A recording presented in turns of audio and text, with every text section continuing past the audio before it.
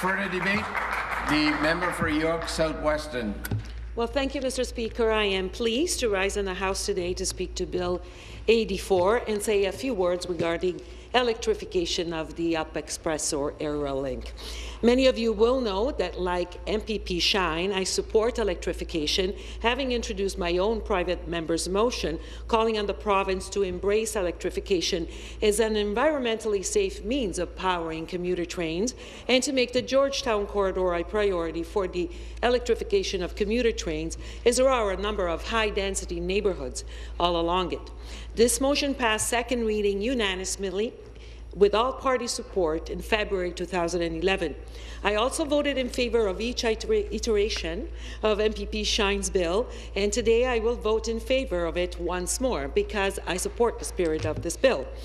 I would also like to remind everyone here today that the Ontario government has embraced electrification, contrary to other claims.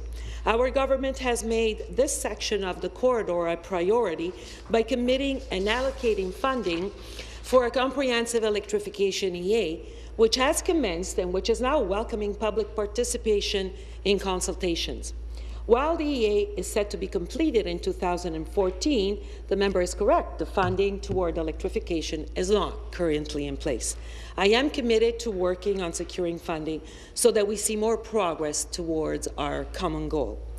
I would like to step back for a second, Mr. Speaker, and say that in July 2012, I wrote to Bruce McQuaig, President and CEO of Metrolinx, pointing out that Metrolinx had not set a target date for the completion of electrification. And as a result of this, there was much speculation and inaccurate information circulating in the public domain related to the timeline for completion. I therefore requested a target date for the earliest opportunity to have the line electrified, while also asking assurance that the EA would be comprehensive in nature and include wide public and community involvement. Local residents must have ample opportunity for input into the design process, environmental and human health impacts. It is foolish to minimize a process based in science and engineering.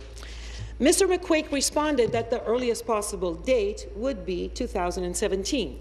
I have since then reiterated the importance of electrification for both my local community and the surrounding Toronto region within my own government and with the various ministers of transportation. I have also written to the Federal Minister of Transportation to request federal funding for electrification of this line as a pilot project for a national electrification strategy so that Canada could become a leader in electrified commuter rail infrastructure and technology. I feel it's important, Mr. Speaker, that the province begin a more official engagement with the federal government on cost-sharing possibilities. Public transit is vital to Ontario and to Canada's economic prosperity to advance our jobs, skills and technology economy.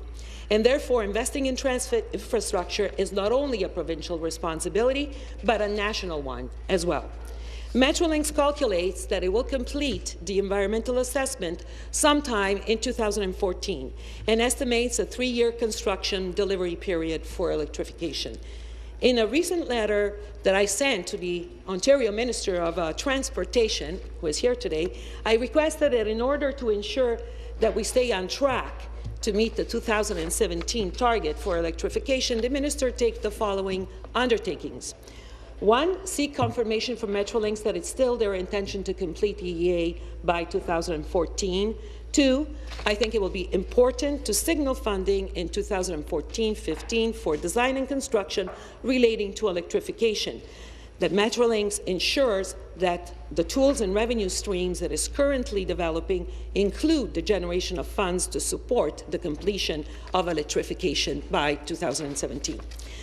We have been able to see so far, I think, significant developments. My hope is that this will continue.